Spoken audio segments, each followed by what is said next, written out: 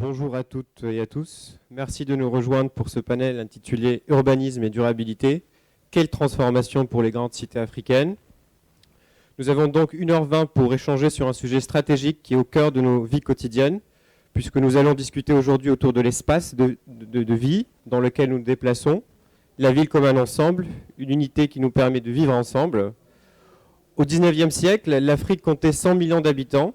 En 1990, 640 millions. En 2015, 1,2 milliard. Les prévisions pour 2100 frôlent les 4,5 milliards d'habitants, soit 40% de la population mondiale. Deux dynamiques majeures accompagnent cette mutation démographique. 1. La jeunesse et la population africaine. En 2050, plus de la moitié des habitants auront moins de 25 ans. 2. L'urbanisme accéléré. Dans ce contexte, on comprend aisément la taille de l'enjeu. Les choix et les modèles que le continent africain décidera de soutenir et de développer auront un impact majeur sur la durabilité de la planète tout entière. La métropolisation associée à cette croissance démographique sans précédent constitue le grand défi des villes africaines. Cette transition est inédite en termes d'ampleur et de rapidité, avec plus de 800 millions de nouveaux habitants d'ici 30 ans. Désireux est de trouver en ville à la fois un emploi, une garantie d'une qualité de vie assurée. C'est également une transition particulière, dans un contexte teinté d'enjeux écologiques et sociaux très forts, et qui exige des décideurs politiques et des autorités locales de puiser dans leur capacité à innover pour aménager les villes de manière efficace sur les plans écologiques et financiers.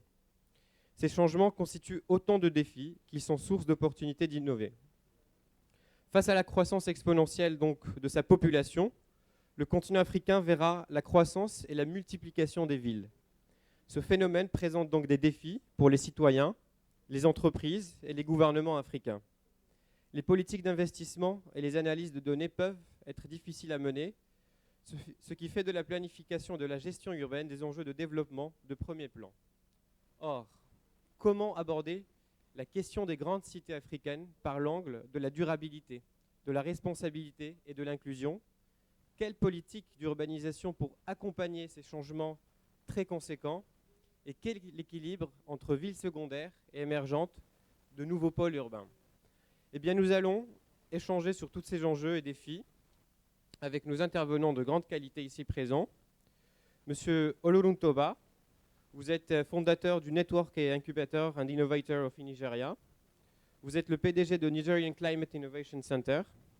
Vous êtes un vif connaisseur de l'entrepreneuriat social et de la stratégie commerciale. Vous placez au cœur de votre démarche l'importance de l'innovation, car vous avez permis le lancement d'un écosystème de start-up à Abuja et soutenu la mise en place de plus de 15 centres d'innovation au Nigeria. Bonjour. Hi, thank you. Monsieur Bonio, vous êtes collaborateur au Courrier diplomatique, que je rappelle est un réseau qui a comme vocation de connecter les publics mondiaux aux leaders des affaires internationales de la diplomatie. Monsieur Bonio, vous êtes un analyste des politiques publiques et un auteur largement publié en Afrique et dans le monde. Vous êtes également conseiller expert auprès des Nations Unies et de la Banque mondiale et d'un certain nombre d'organisations régionales. Bonjour. Good morning, thank you. So very much happy to be here. Monsieur Berada. Allô?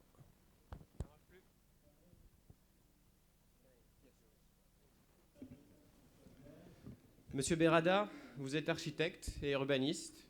Vous êtes fortement impliqué dans les études de recherche sur le développement durable des villes. Vous avez été président de Cobalti International, une organisation internationale de la construction pour un développement urbain durable qui est basée à Bruxelles. Vous êtes membre du réseau des villes Euromed, partenaire du Conseil international des urbanistes. Vous êtes également président de l'Alliance marocaine pour le climat et le développement durable de la région de Casablanca. Monsieur Berada, bonjour.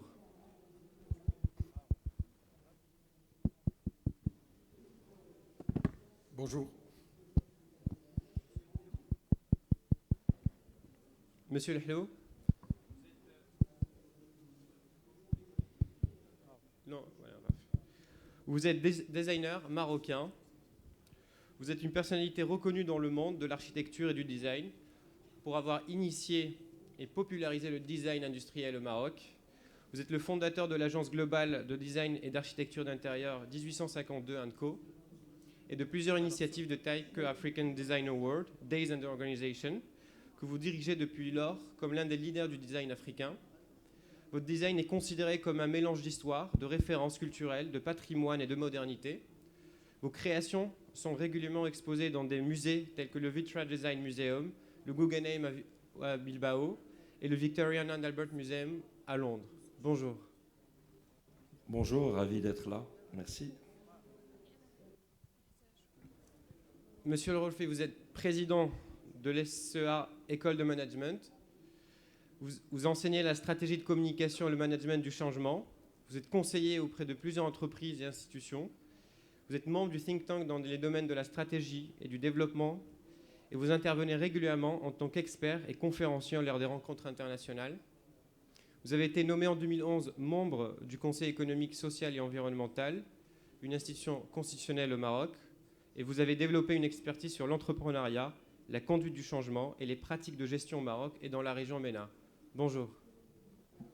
Bonjour et merci de nous accueillir pour ce panel. Merci à vous. Monsieur El Hadji, vous êtes ingénieur, diplômé de l'école Mohammedia, des ingénieurs de Rabat. Vous avez acquis une solide expérience dans le secteur public en travaillant 15 ans dans le secteur des ressources en eau, notamment à l'agence du bassin versant Bourg-Grec Chaouia. Vous avez débuté à la société d'aménagement Znata en 2011 en tant que directeur de projet, puis vous avez été responsable du département de conception et d'études techniques et vous êtes devenu chef des opérations à partir de 2018. Monsieur El Hadji, vous avez été impliqué dès les premières étapes de la conception et des stratégies de la ville écologique de Znata. Vous avez supervisé les études urbaines et la conception et la mise en œuvre de ce projet d'infrastructure, en fait. Et vous avez également participé à l'élaboration du cadre général de cette ville écologique, de la stratégie de la ville, et vous supervisez toujours sa mise en œuvre. Bonjour à toutes et à tous. Bonjour, merci. Dans ce contexte, donc, il paraît essentiel de comprendre que l'urbanisation, ses moteurs, ses dynamiques et ses impacts peuvent permettre la conception d'une politique un peu conforme aux réalités de l'Afrique. À votre avis, aujourd'hui, quel tableau dressez-vous de l'urbanisation en Afrique? Monsieur El Hello, peut-être. Encore une fois, merci de nous accueillir et merci au président Fassiferi de nous avoir invités à cette 14e édition. Et félicitations pour l'initiative et mes voeux de succès pour cette 14e édition. La question, comment je vois l'urbanisation des villes en Afrique. Donc, question difficile. Malheureusement, on a toujours comme habitude de reproduire les modèles qu'ont fait les autres. Donc, certains font des bêtises, non, on répète la même chose. Donc, on bétonne et on rebétonne et on rebétonne. Mais on ne pense pas à l'incidence que ça peut avoir sur la planète. Moi, en tant que designer, on m'a toujours appris, quand j'ai commencé, que la centralité de la réflexion en tant que designer était l'utilisateur final. Maintenant, de plus en plus, c'est la planète. Donc, quand je conçois, quand je réfléchis, quelle incidence va avoir ma réflexion sur ce que je vais faire? Pas sur l'utilisateur, mais beaucoup plus largement sur la planète. Donc, aujourd'hui, est-ce que nos villes sont bien pensées sur un plan de vue environnemental, sur un plan de vue changement climatique, sur un plan de vue, je ne suis pas urbaniste, mais aujourd'hui on le voit de plus en plus dans le monde, les designers sont très actifs et sont très impliqués dans l'élaboration et dans la réflexion des villes. L'urbaniste, comme m'a dit un confrère, voit la ville d'en haut, comme un oiseau. Mais le designer, il est beaucoup plus proche des utilisateurs, il est plus sur la pratique, sur la complexité, sur l'utilisation, sur l'interface de la ville ou ses interfaces. Donc je pense qu'il y a des questions à se poser de savoir est-ce que nos villes sont bien réfléchies. Il ne faut pas oublier que les nouvelles villes sont un héritage de la colonisation. Après, on a continué après les indépendances. Est-ce qu'on a bien continué? Sûrement, il y a eu des choses qui ont été bien faites. Est-ce que certaines choses ont été mal faites? Sûrement aussi. Mais il y a beaucoup de questions à se poser sur lesquelles on peut revenir par la suite, quoi.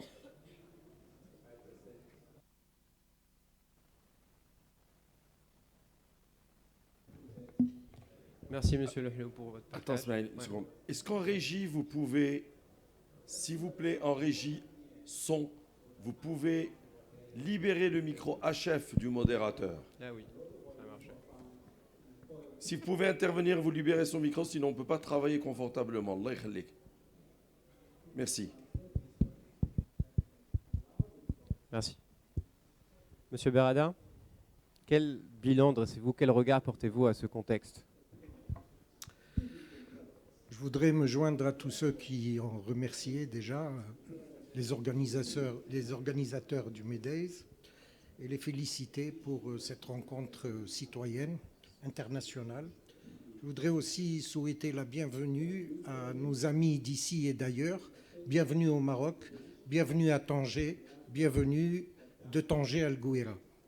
Maintenant, pour répondre à votre question, je crois que le débat sur l'urbanisme est un débat récent. En effet, il y a très peu de temps, l'urbanisme était considéré comme un service administratif et pas comme une science. Le deuxième point, c'est qu'on confond... Oula, il y a un retour de son qui est désagréable. Si on peut régler ça à la régie, ou alors vous me donnez votre micro, s'il vous plaît. Peut-être demander aux organisateurs à côté de réduire peut-être le volume. Très bien.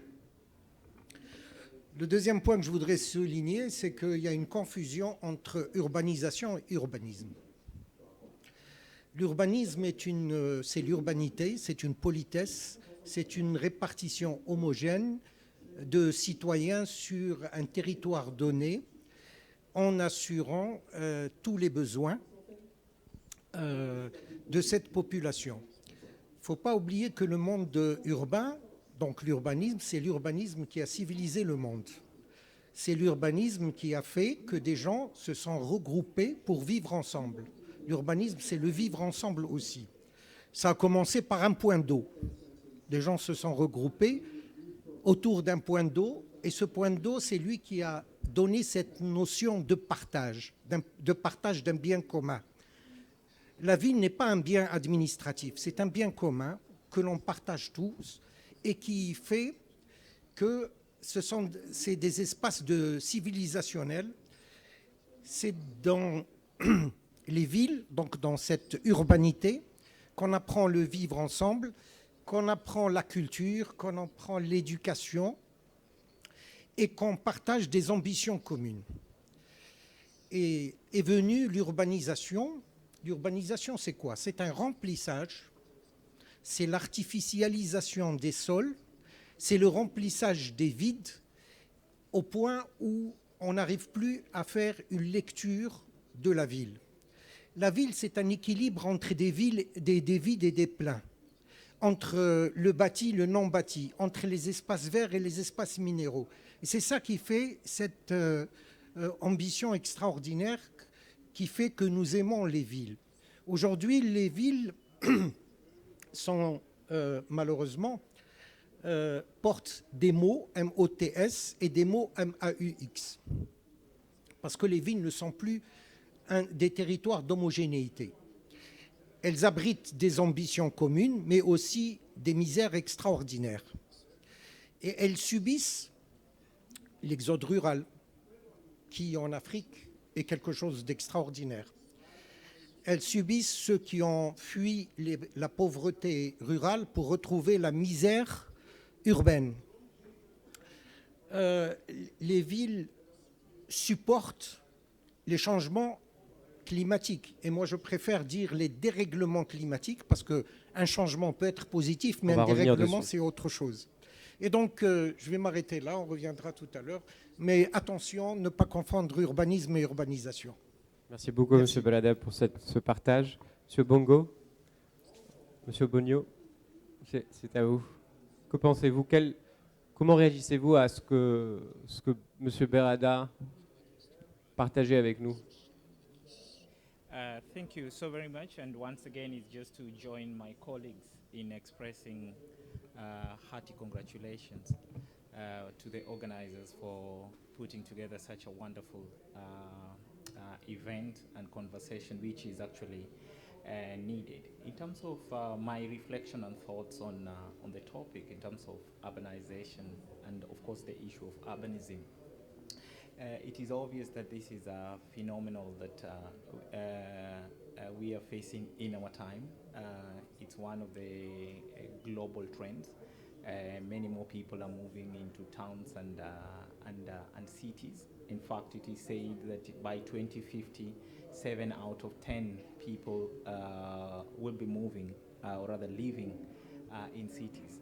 And that basically means that urbanization is basically unstoppable. People will continue moving. And I think in the African context, we spend so much time trying to fight urbanization as a challenge, as a problem, instead of organizing ourselves in a way that we could embrace it and tap the opportunities. And that's why we see that many cities and towns are largely dysfunctional. Urbanization is not creating the jobs that are required. We find that there is inadequate housing. Many more people find themselves in slums, squalors, and we find many of those in Africa. Africa has some of the big slums, whether you're talking about Kibera, that has over 2 million people in my own country, Kenya, whether we are talking about West Point in Monrovia in Liberia, whether we are talking about squalors in places like Lagos, we find a lot of that. We find congestion of traffic. We find problems of clogged gutters and garbage. And so my reflection would be we need to start seeing urbanization not just as a challenge but also an opportunity. See it as a tool for development. See it as a motor for economic growth, and tap and embrace sort of the potential and the benefits that we can get. And to do that, I think I want to propose two things at this very early point or stage. One is I think governments need to be active and far-sighted. We need to think long-term. So governments in Africa needs to start thinking long-term. Second is that we need policies that are robust, but also policies that are think long-term, because we are very reactionary and sometimes we are really short-sighted in terms of dealing with the challenges of urbanization or tapping into the benefits. And lastly is basically building partnerships, and that is where the idea of bringing different stakeholders together. For a long time, I think governments took the steering wheel and they thought they could manage the issue of urbanization, but there are many other stakeholders, whether we're talking about private sector, whether we're talking about civil society, whether we're talking about architects and designers. We need to tap into the knowledge, the talent, the energy and the creativity of the various stakeholders. So I'll stop there for now. Merci beaucoup, Monsieur Bonio. Thank you so much. Monsieur Laurent Touba, quel est le bilan? Vous venez d'un pays, du Nigeria, qui est dense, fortement urbanisé.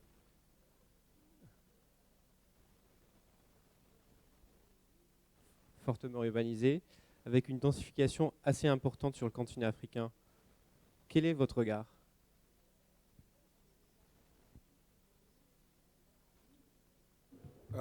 Thank you very much, everyone. First of all, like we say in our country, I'd like to write on existing protocols and say thank you, everyone, for hosting me. This is my first time in Morocco and Tangiers, and I love it. So I think in our country, you're welcome. Thank you. In our country, we see the kind of challenges that almost everybody else is feeling, right?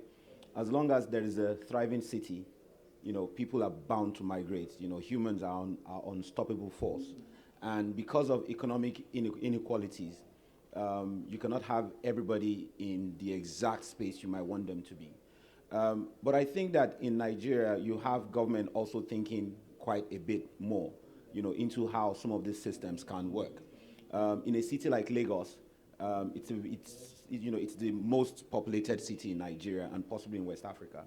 And so you find a huge contrast from the rich to the poor, almost in the same locality. There's a place called Banana Island in Lagos where you have the super rich, and just next by are a couple of slums, right? But I think that with the work that government is doing in Nigeria to sort of enforce some form of regulations in improving transportation, which is a big problem in Lagos, mega city type of problems also, deal with energy consumption, transportation, and because you can't shift people to build better infrastructures, you have to build infrastructures around people that are currently living within those spaces. And I think in our country we have taken some quality steps in improving, one, transportation, two, energy consumption, three, waste management, which is a very big problem. But again, the government always plays catch up in one way or the other, because people will always be who they are. People will always, we are all a moving target, right? We cannot continue to, do the same thing that we've been doing for the past two or 3 years. And so the whole challenge of having, a densely populated city, cannot be avoided. But it's something that, just like my friend here said, that government has to be a bit more proactive. And the only way government can be proactive is to see how the impact of what is already existing, is being felt. And because infrastructure issues are not your typical, switch off the light and put it back on, right? It's something that it affects a lot of people. Like, for instance, there are multiple road constructions in Lagos. And, Lagos is expanding its roads, creating a rail line, and at the same time trying to improve a board rapid system. But for every 100 person that comes to Lagos, possibly about 10 or 20 go back, right? So, and that's in a minute. And so if you count 100 people per minute coming into a city and just about a fraction going back, I mean, that is really going to have a huge impact on, on city-based infrastructure. And so what I see that many states in Nigeria have done so far is to create that partnership, make it easy for private sector also to find solutions that can improve living condition. Housing models are changing. Transportation models are changing. Energy consumptions are changing.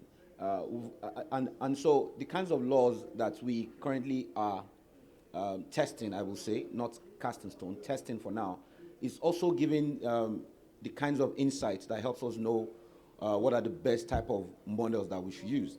In terms of waste management, the city of Lagos, again, I will say, is launching a circular business platform. And that is supposed to improve how waste management is going to be managed from a private sector perspective, from an innovation perspective. And the city itself faces flood because it's just by the seaside. And there's a huge problem of that flood on economic activities, right? And so the city itself is looking at raising a 20 billion naira, I don't know what that means in dollars anyway. So like, a 20 billion naira climate change fund. And this fund is going to also be very, commercial, looking at mobility. How do we improve our rapid bus systems? How do we improve our rail lines? How do we make it easy for other types of mobility, to happen? Do we need to concentrate, because of climate change also, we need to consider, the use of fossil fuels and also, renewable energies. So I think that government itself is really trying the best that it can. And I really believe that governments around the world, not just in Nigeria, but governments around the world, is really trying their best. But because humans will always migrate and humans will always come to where the show is, it's also showing like government is not working. So those are my own takes. Merci beaucoup. Thank you so much. Vous avez parlé de beaucoup de choses importantes qu'on va sûrement traiter juste après, de durabilité, de mobilité, de densification, surtout de l'action de l'État en fait, dans ces sujets d'urbanisme sur le continent africain. Mais avant, je voudrais donner la parole à M. Hadji pour qu'il nous partage son regard. Vous étiez au cœur d'un projet innovant. Parfois, ça marche. Parfois, il y a des projets qui sont un exemple pour d'autres pays, pour d'autres cités. Quel regard portez-vous ? Merci beaucoup. Enfin, moi aussi, je tiens à remercier les organisateurs pour nous avoir donné l'occasion de parler de notre projet ici, parmi ce panel très prestigieux. Écoutez, on considère l'urbanisme d'un point de vue basique comme comme un concept qui essaie de créer un cadre de vie décent pour les habitants. Un cadre de vie décent, salubre, équitable, qui donne ses chances à tout le monde pour vivre dans la ville. Mais quand il échoue, l'urbanisme, à créer ce cadre décent, on voit une cascade de conséquences qui sont parfois dramatiques. On voit l'envahissement des bidonvilles, on voit l'étalement urbain, on voit l'inéquité dans les chances entre ceux qui habitent dans les périphéries et ceux qui habitent dans le centre. On voit des problèmes d'inaccessibilité aux services publics, des problèmes de chômage, d'insécurité, tout ce qu'on voit dans les grandes cités africaines et marocaines aussi en particulier. Donc, une des réponses possibles que tous les États ont essayé à travers l'histoire, mais en particulier depuis la Deuxième Guerre mondiale, c'est de créer des villes nouvelles, d'aller essayer de créer de grands projets urbains pour répondre à cette demande croissante de logement en particulier. Donc, on a regardé un peu toutes les expériences qui ont été faites et un constat qui est aussi très fort qu'on a fait, c'est que uniquement 25% des villes nouvelles qui ont été créées dans l'histoire peuvent être considérées comme des réussites, relativement réussites. Donc c'est un processus, 25%. C'est un processus, créer une ville, c'est un processus, disons, contre nature. Ce n'est pas naturel de venir, que l'État vienne pour essayer de créer une ville. La nature est faite, comme a dit Sebrada, les villes se sont créées autour de certaines thématiques, de l'eau, du commerce, d'un souk, d'un marché, à travers des guerres, mais ils se sont créés par des processus, disons, naturels. Venir créer une ville n'est pas naturel. Donc c'est cela qu'on a appris. Et créer une ville sur 2000 hectares pour 300 000 habitants, c'est aussi énorme. Donc nous aussi, au début, on a été très effrayés, on est toujours très effrayés par ce concept de venir créer une ville. Donc on est très prudent sur ce concept-là et on essaie de créer la ville d'une manière organique. C'est-à-dire ne pas aller plus vite que la musique. Les villes qui ont échoué, c'est parce qu'ils se sont dit on va aller sur une opportunité foncière qui se trouve quelque part, déconnectée du tissu urbain, et on va créer des logements, des milliers de logements, et les gens vont venir. Les gens ne viennent pas. Et quand ils viennent, ils souffrent. Ils souffrent de plusieurs choses, de la mobilité, de l'absence des services, ils souffrent de plusieurs choses, et ils continuent à souffrir pendant des années. Donc il faut essayer de sortir de l'opportunité foncière. C'est ce qu'on a essayé de faire à Znata, c'est que c'est un projet qui est basé sur l'expropriation pour le service public, pour l'intérêt général. On vient, on exproprie des milliers d'hectares pour créer une ville d'une manière ordonnée et d'une manière organique. Et en se donnant le temps de le faire, on se projette sur un minimum d'aménagement de 40 ans. Seulement d'aménagement, pas de popularisation, enfin, pas de remplissage, mais seulement d'aménagement sur 40 ans. Et quand on se projette sur des délais aussi importants, on est obligé de penser à l'écologie. Il faut être un peu fou pour ne pas penser à l'écologie quand on se projette sur 40 ans. C'est une nécessité, c'est pas parce qu'on est intelligent ou qu'on a une fibre environnementale, qu'on est un peu bobo, non. C'est une obligation, et même économique. C'est une obligation d'attractivité du territoire et de compétitivité des territoires dans 40 à 50 ans. Si on ne le fait pas aujourd'hui, si on n'y pense pas aujourd'hui, ce sera un échec dans 40 ans, c'est sûr. Il faut penser à l'écologie, il faut penser à la dimension technologique aussi, qui est très importante. Notre ami nigérian en a parlé, mais c'est une dimension très intéressante, très, très importante quand on se projette sur des horizons aussi longs. Merci beaucoup, Monsieur le Rolfi. Quel est votre avis alors ? Écoutez, c'est très intéressant ce que nous écoutons. Ça me fait réagir avec mes différentes casquettes parce que c'est un sujet qui nous interpelle tous. Au Conseil économique, social et environnemental, on vient il y a quelques mois et on l'a présenté il y a 3 ou 4 semaines à Tanger, de faire un rapport sur l'aménagement du littoral au Maroc et une série de recommandations pour éviter de bétonner n'importe comment, de ne pas respecter l'environnement. Et je rappelle au CESE, qui est donc une institution constitutionnelle du Royaume du Maroc, c'est le Conseil économique, social et environnemental. Donc la dimension sociale et environnementale sont, j'ai envie de dire, les piliers essentiels de l'impact. La dimension économique est un liant ou un point qui ramène l'ensemble. Et ça peut paraître surprenant. Parmi les premières recommandations, on appelait simplement à respecter la loi. Après, on appelait à moderniser un certain nombre de choses. Alors, je vais partir du cas du Maroc et je suis extrêmement ravi d'écouter le cas de Znata parce que qu'est-ce que j'écoute? Je suis certainement de ceux qui sont dans ce panel le moins expert sur ces sujets d'urbanisation. Et peut-être, pardonnez-moi, messieurs, j'aurais rêvé de dire mesdames, messieurs, mais vous voyez bien que nous sommes un panel appauvri sur le plan genre, donc nous avons déjà perdu une partie de l'intelligence qu'on aurait pu mettre en plus dans nos réflexions, mais bon, on essaiera. Je demanderai à Ismaël si on peut tout à l'heure peut-être laisser plus la parole aux femmes dans le public que pour rééquilibrer un peu, ça serait bien. Je crois que si on réfléchit à l'échelle du continent, ce que j'entends, c'est ce qu'on pourrait faire au niveau du continent. Nous n'avons pas une Afrique. Nous avons une diversité des Afriques. Nous sommes 54 pays, avec parfois des pays où il y a des dimensions fédérales des régions, avec des organisations de gouvernance différentes. Et quand j'entends le cas de Znata qui dit « mission de service public », pour moi, c'est une expression clé. Et il dit on travaille sur l'aménagement, pas le remplissage au titre où nous le dit l'urbaniste Sebrada, remplissage de population. Il dit c'est pas la popularisation, ce n'est pas... Mais l'aménagement, la population viendra au fur et à mesure. C'est-à-dire qu'on donne 40 ans. C'est-à-dire en 40 ans, l'Afrique aura changé de visage.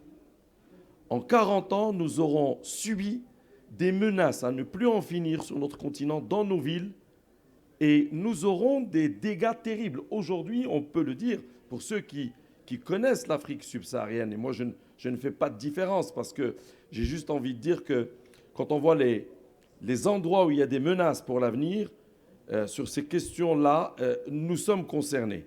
Quand on voit qu'il y a quelques milliers d'individus qui arrivent par jour à Lagos, quand on parle de dérèglement climatique, au sens où le dit Sebrada, il faut savoir que dans un pays comme le nôtre, au Maroc, nous avons une mobilité silencieuse de gens dans le monde rural qui, à cause du dérèglement climatique, bougent et changent de région. Et ce n'est pas le rural qui va aller l'urbain. On n'est pas dans l'exode comme on l'a étudié dans ma génération, dans les universités et les écoles. Non, on est dans des formes différentes. On est dans une logique de chercher à survivre. Et donc, on a une mobilité de rural à rural, et ça crée des tensions sociales supplémentaires.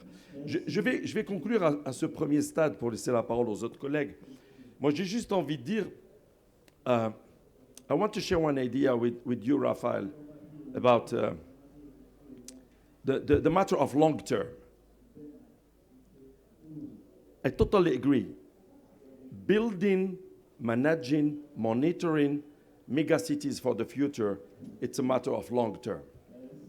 But I'm so sorry to just notice that the people who govern cities, the politicians, their reasoning is not built on long term.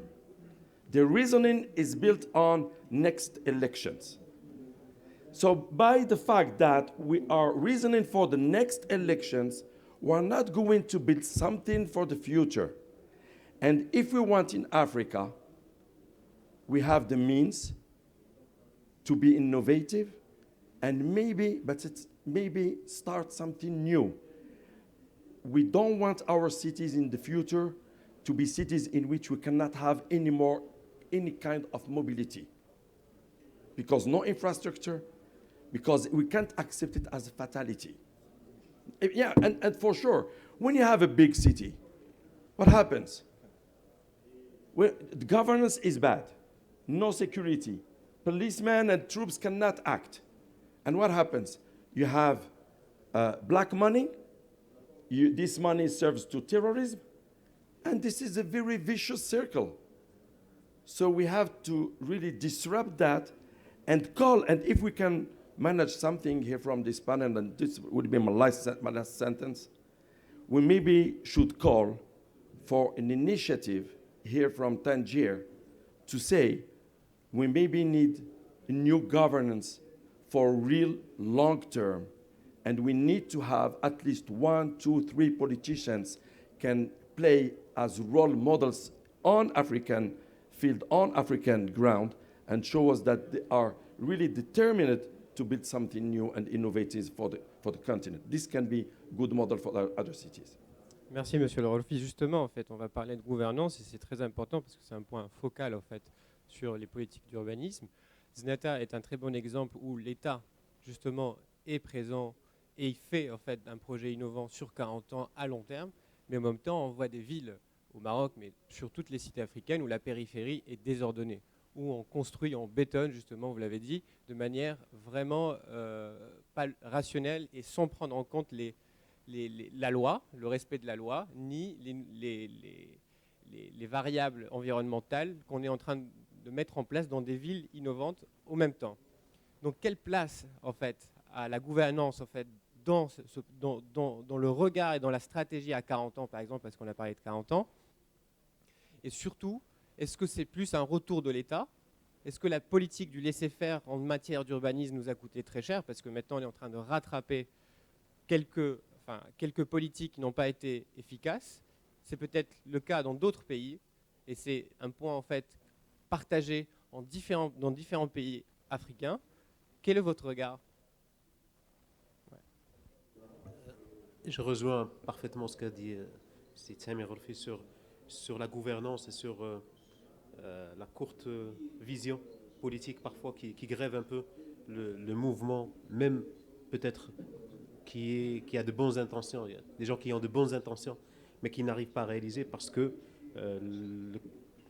la politique étant faite comme elle est, cela ne leur permet pas d'agir. Pour notre projet, ce n'est pas complètement l'État qui agit, c'est un fonds de pension qui agit, parce qu'il a les reins assez solides financièrement pour pouvoir acheter tout le terrain, mais c'est un fonds de pension public aussi qui a une mission d'intérêt général. Et on est confronté à cette question de gouvernance parce qu'on agit dans un environnement légal normalement. On a la commune aussi, on a les élus, on a les services de l'État. Donc on essaie de dialoguer avec tout ce monde et on a une position privilégiée parce qu'on maîtrise le foncier.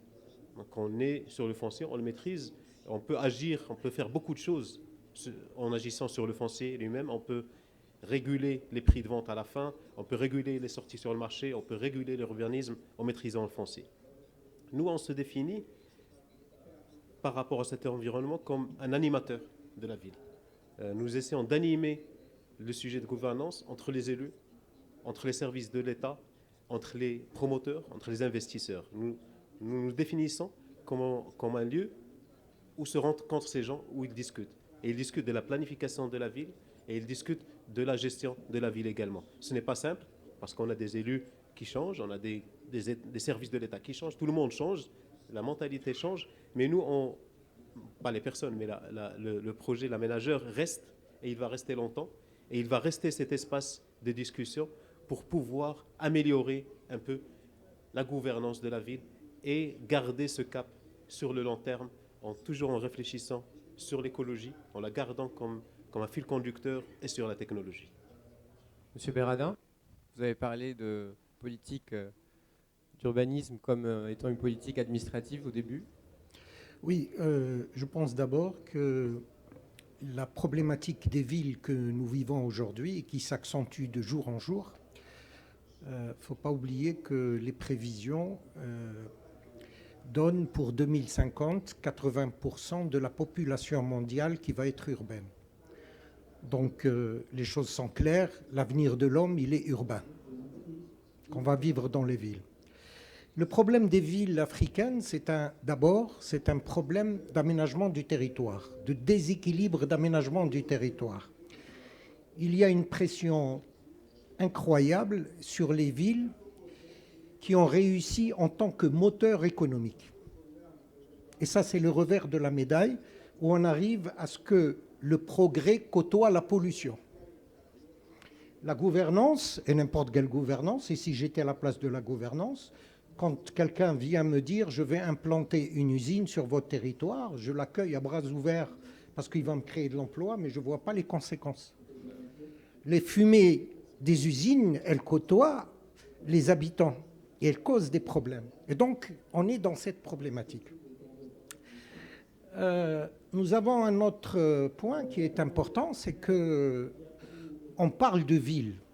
On n'a pas de ville homogène, il n'existe pas. Nous avons des morceaux de villes et qui sont accentués par l'étalement urbain.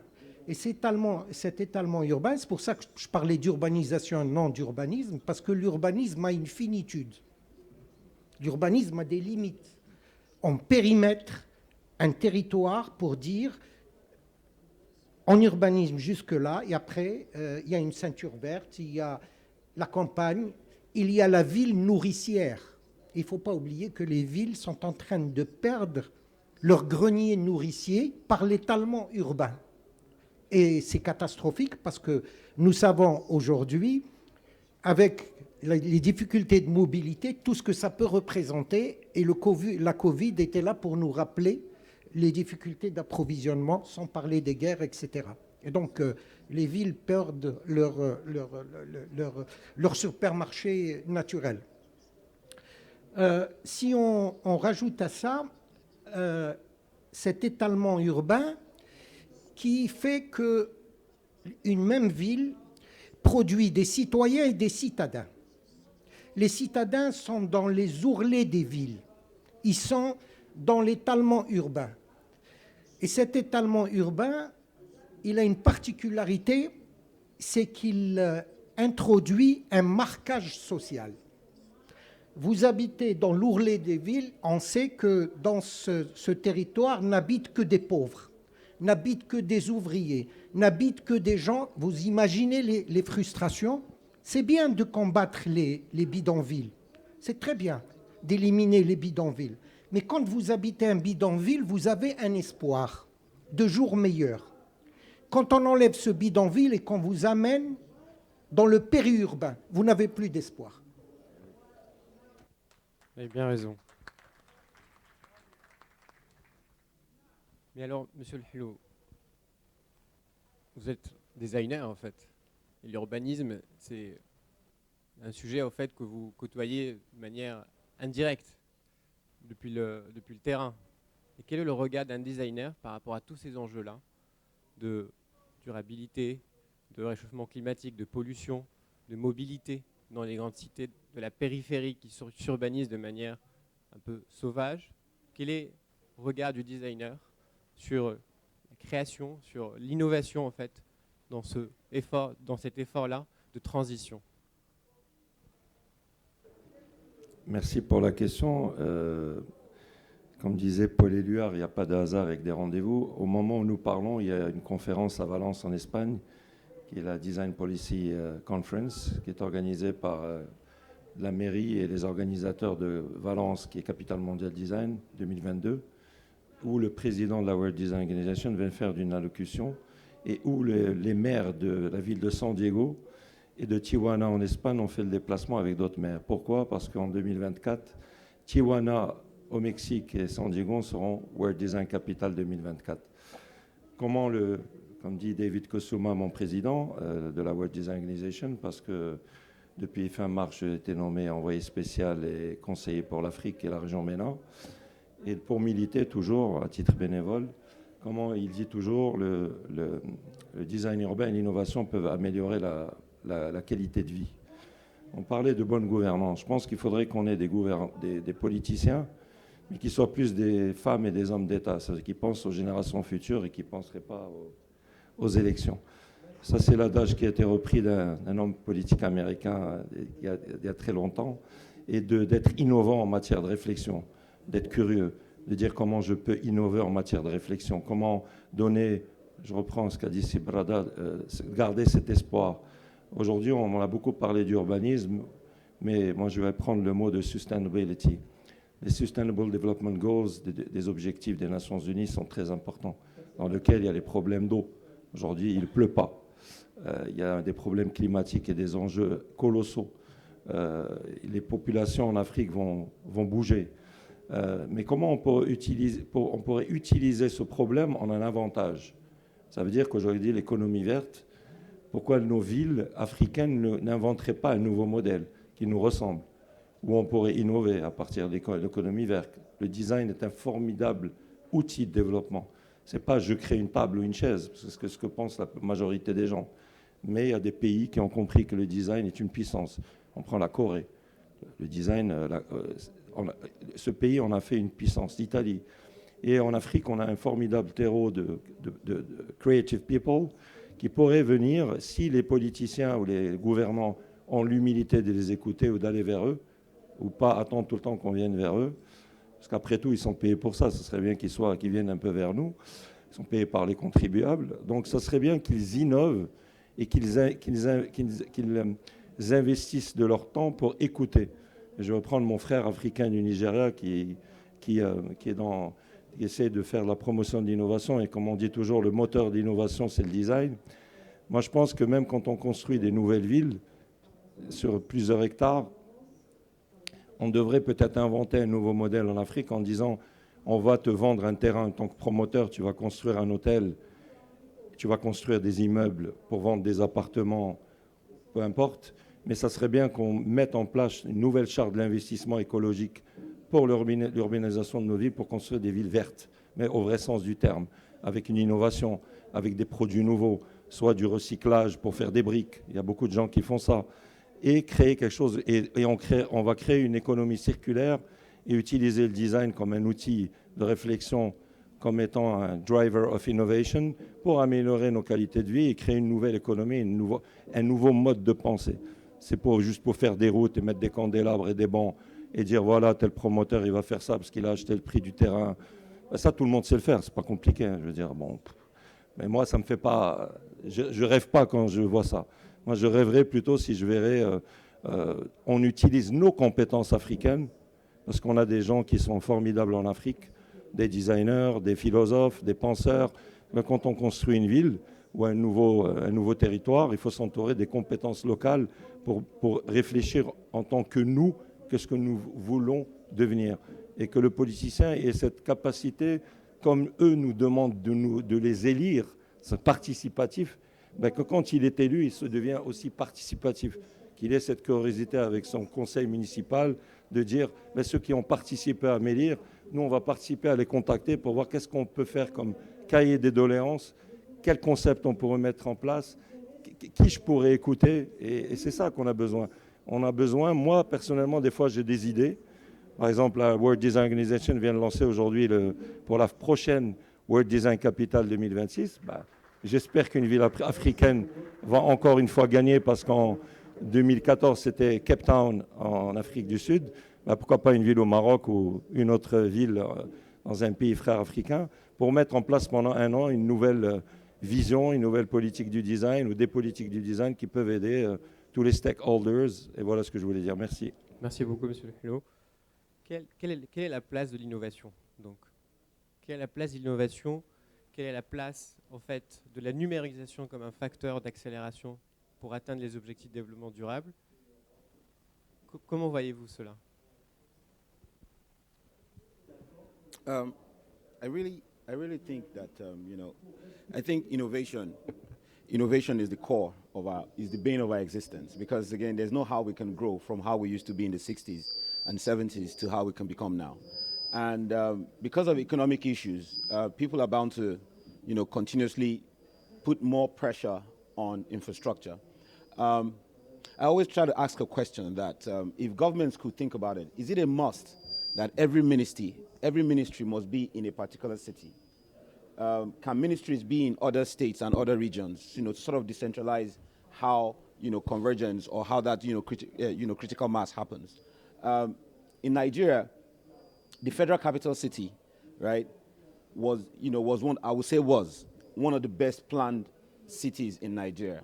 Good road networks, from the 90s, to the 2000s, it was one of the coolest cities you can find in Nigeria. But one thing the government did not envisage was the speed at which there will be so much urban migration in the FCT. We call it the FCT. So the FCT went from, and even other parts of Lagos also, went from, allowing motorbikes as transportation because of their weird behaviors and so many cases around accidents and co. To allowing tricycles. But again, they found out that the people you banned from motorcycles were the owners of tricycles. And see, it was still the same problem. And now we've moved on from tricycles and said there must be buses. and taxis and the Ubers and everything is allowed. But these tricycles and these bikes went to the remote semi-urban towns around the federal capital city, and that's where they dwell from.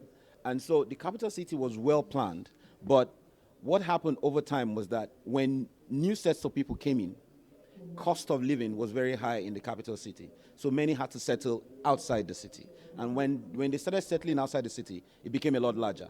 Now the state itself, or the city itself, is now leveraging on what are the other possible means that we can use to improve engagement. And now that's why the use of digital platforms now became some of the uses in terms of transactions. So now many ministries in Nigeria tell you that you don't have to come over. Go to the website, use this app, do this and do that, you will get what you want. But still, you still find the role of human living conditions affecting how the city progresses. One example is waste management, like I said. Everybody looks at Lagos, right? Because Lagos faces a lot, right? Because of waste management issues, Lagos faces a whole lot of flooding issues. And that's in the western part of Nigeria. Now, when you go to the northern part of Nigeria, particularly Kano, Kano is as busy as Lagos. Mind you, Lagos is about 25 million people in a very small space, right? Kano also is about 20-something million people also in maybe a bit larger space. But Kano itself faces desertification, right? Because it's in the north. And as Lagos faces flood, Kano faces, desertification. And so models in Nigeria cannot be a one-size-fits-all. Every region and every city has to think differently. And I agree with what Mr. Lalu and Gorfie said about how politicians need to think beyond. For us, it's 4 years, right? Every 4 years, what else? And so when people make a 25-year or a 30-year city plan, everybody coming in just picks one thing to do within 4 years, and nobody really concentrates on that whole long-term plan. And then you find a few other people, and between when you set up that plan 25 years ago and when you achieve it, a lot of things change. Transportation models will change, communication models will change, possibly housing styles will change, right? And so for us, what we witness now in Nigeria is that there's a huge remote work community who really don't want to come to the city, or rather don't want to come to many of the mega cities, would rather stay in smaller cities.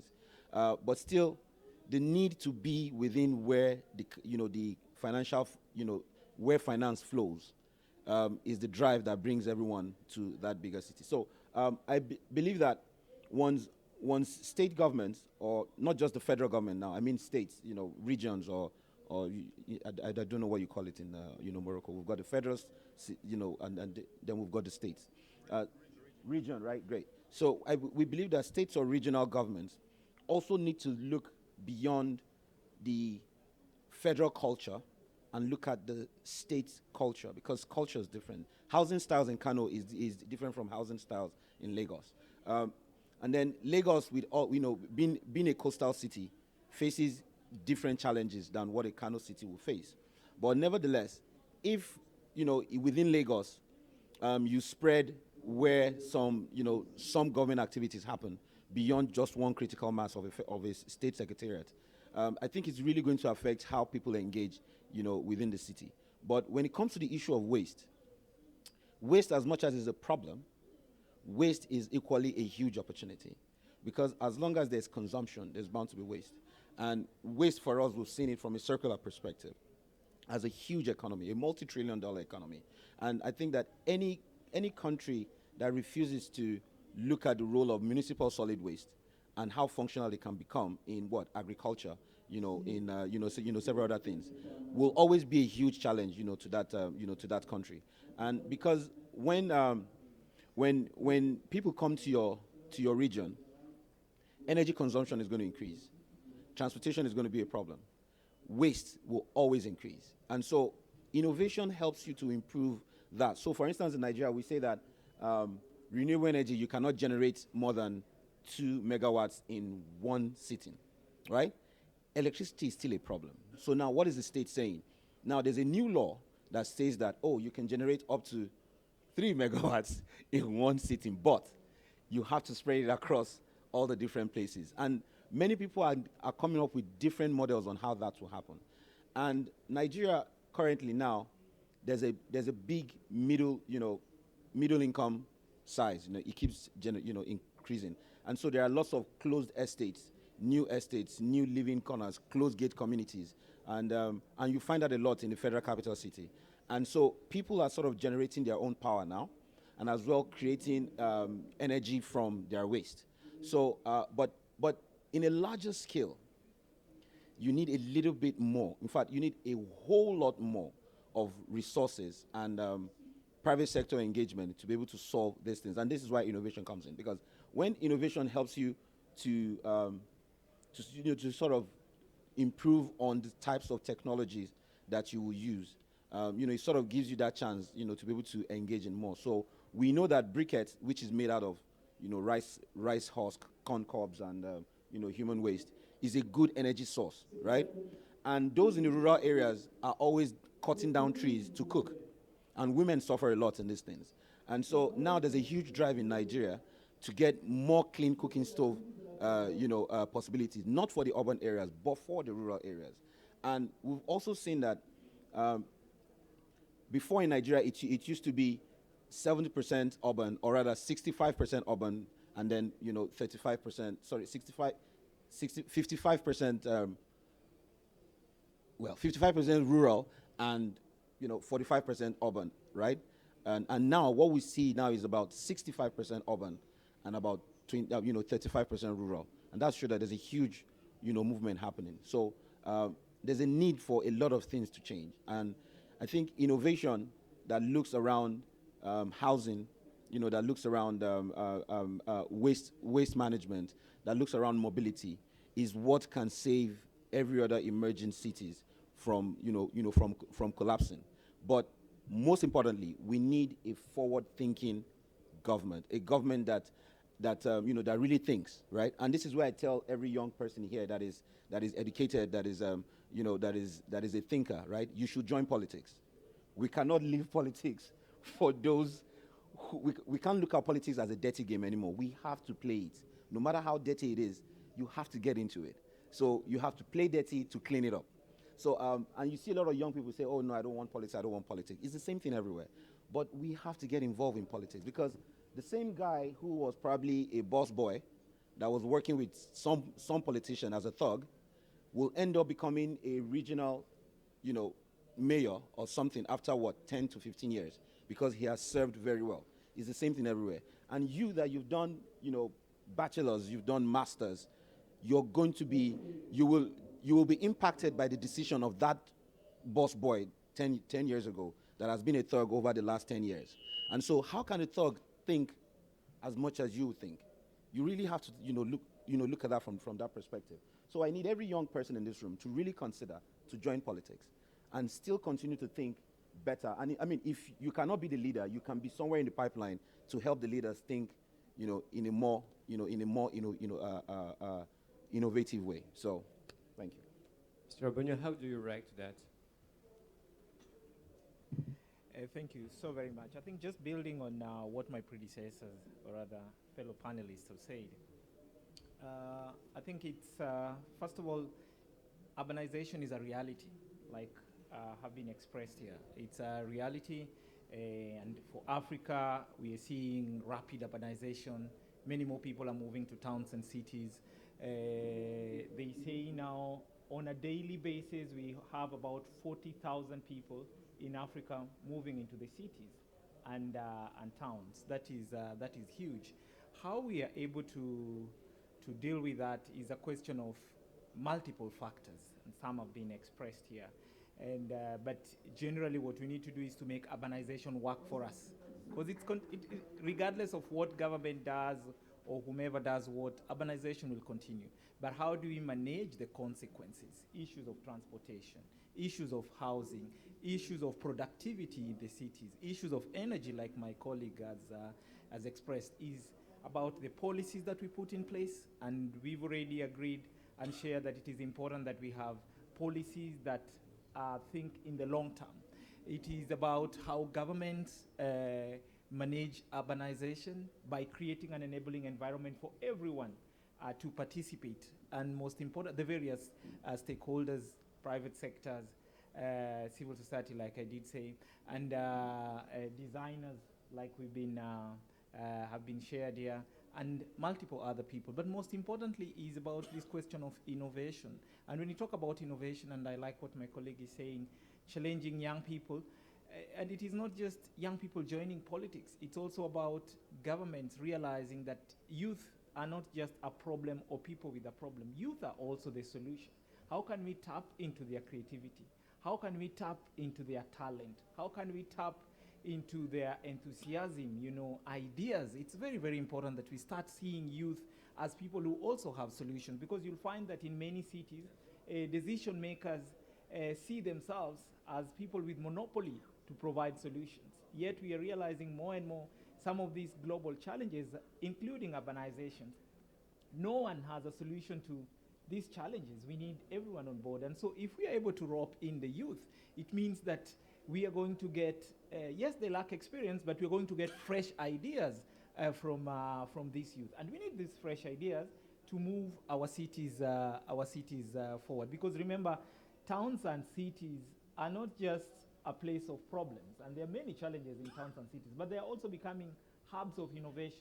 So how do we make sure that we tap into talents and ideas and energies of people in the cities? I think that will be a question that we need to keep grappling with and try to get the best of ideas amongst us on how best we can tackle the challenges of urbanization. But there's no doubt innovation is critical, and government is critical in terms of bringing together, creating that enabling environment, and creating that space where everyone can bring in their thoughts, ideas, tap the best, and try to help us move forward, so that cities and towns don't become places for survival like they are now, but they become places where people can thrive, where people can enjoy better quality of lives, where people are not squatting, where people are living in a way that promotes their dignity. So I think for me that is extremely important. And there are many efforts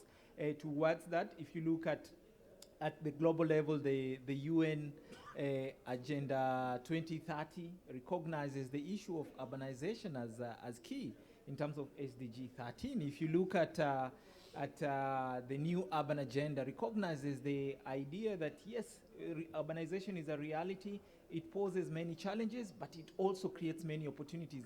How can we tap that? If you look at the African Union Agenda 2063, recognizes the idea that yes, urbanization is a reality that poses many challenges, but also presents us with many opportunities. How do we reap into those benefits? And every country now is looking at this question of urbanization, not just in terms of challenges, but also in terms of the benefits that it presents and it portends for all of us. And so it is very important that we continue thinking in that way, in terms of how can we reap the benefits, how can we harness these benefits of urbanization. Thank you. Monsieur Le Rolfé, vous voulez réagir, je sentais. Est-ce que vous voulez réagir? Oui, merci. En fait, en écoutant Raphaël, j'étais en train d'imaginer ce que fait Znata. Et en écoutant cette logique de ville et d'urbanisation comme un espace qui permet aux individus de s'épanouir, qui permet aux groupes humains de se retrouver, et ce ne sont pas que des menaces que nous trouvons là dans l'urbanisation, mais aussi de quoi permettre une ascension sociale, une vie communautaire.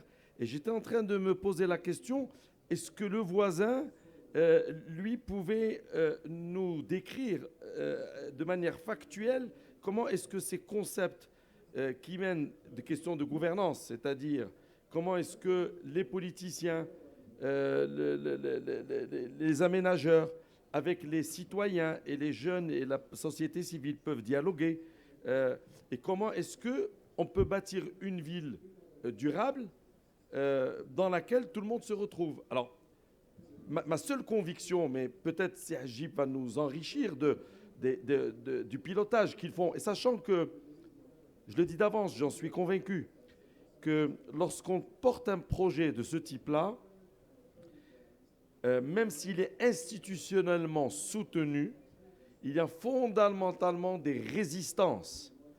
Parce qu'il y a de manière claire des anciens réflexes, des paradigmes dont les gens ne voient que le bout de leur nez et qu'il faut les aider de manière assez didactique, pédagogique, à les mener tranquillement avec la main. Ça demande une patience et beaucoup de doigté pour les ramener à se rendre compte qu'on peut faire les choses autrement. Je vais conclure là-dessus. Je pense que tout ce qu'on se dit a du sens. Mais je pense que l'État, au sens central, a un rôle à jouer. Quand je vois en Afrique, dans certaines de nos villes sur le continent, ce que fait la pollution, et on croit que, on dit tout le temps, oui, l'Afrique n'étant pas industrialisée, sa contribution à l'empreinte carbone est minime, elle subit. Oui, mais nous sommes en train de tuer nos terres. Nous avons déjà tué des rivières. Et moi, je pense, sans être un radical de l'écologisme, parce que je n'en suis pas un, qu'il va falloir que dans nos États, nous prenions des décisions et que nous proposions des lois qui interdisent tout ce qui pollue nos villes parce que nous n'avons pas les moyens du retraitement. Des rivières en plastique comme ce qu'on observe à Kinshasa, ce n'est plus supportable. On ne peut plus traverser la ville en traversant des déchets plastiques parce que nos villes, nos pays n'ont pas les moyens d'investir. Et donc ça veut dire quoi ? Ça veut dire que nous ne pouvons pas continuer à croire que la consommation fonctionne avec les repères et le mode de consommation de pays riches qui nous polluent. Et je vais conclure en disant, même la typologie de plastique qu'ils utilisent chez nous, c'est du cheap qui dure beaucoup plus longtemps que ce qu'ils utilisent là où les sièges sociaux de ces compagnies sont installés. Alors franchement, basta les gars. Alors comme nos élites sont éduquées à l'échelle internationale, ben qu'on dise ça va, arrêter, nous ne sommes pas la poubelle du monde. Pardon, au Maroc, nous avons un ministre qui a osé et qui l'a fait. Et je pense que ce qu'il a fait est un début. L'ancien ministre du Commerce, de l'Industrie, enfin de l'Industrie et du Commerce, Mounafid Alemi, a mené une bataille pour interdire les sacs en plastique. Et il n'y a plus de sacs en plastique dans les supermarchés, dans les épiceries, etc. Alors, il y en a toujours en clandestin, bien sûr. Et l'État met les gendarmes, la police, et on trouve dans le monde rural des endroits où il y a des gars qui fabriquent du sac en plastique clandestin avec un groupe électrogène. Mais je veux dire, il n'y a plus de sac en plastique de manière classique, comme nous en avions tous en sortant d'une pharmacie, d'une épicerie, d'un supermarché. Dès que vous achetez un truc, on vous met un sac en plastique. Et donc, c'est un changement de comportement. Et souvenez-vous, le sac en plastique vient du pétrole. Le pétrole ne sera que plus cher. Et encore une fois, je ne suis pas un radicaliste de l'écologie. Mais il faut juste qu'on ouvre les yeux et qu'on regarde qu'est-ce qui est bon, pas bon pour nous, qu'est-ce qui est bon, pas bon pour nos villes, et qu'est-ce qui est bon et pas bon qu'on peut retraiter en termes de déchets. Quand on évoque tous ces sujets, le waste management, nos villes, comme elles sont en train de se développer, n'ont pas les capacités, je parle des mégacities, elles n'ont pas les capacités d'avoir des systèmes de gestion des déchets à la taille de ce que ces populations génèrent.